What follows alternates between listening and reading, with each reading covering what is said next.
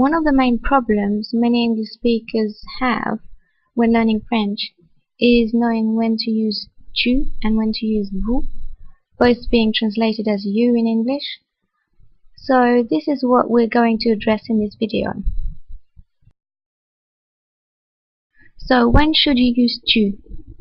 Well, only use tu when talking to one child or teenager, or when talking to one adult you know very well. So now let's see when you can use vous.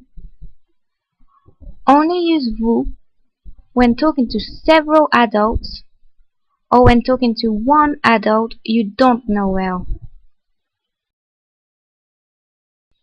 I hope this is clearer for you, but if you still have any questions, please leave a comment. I'll be very happy to answer them. I'll see you in the next video. Bye!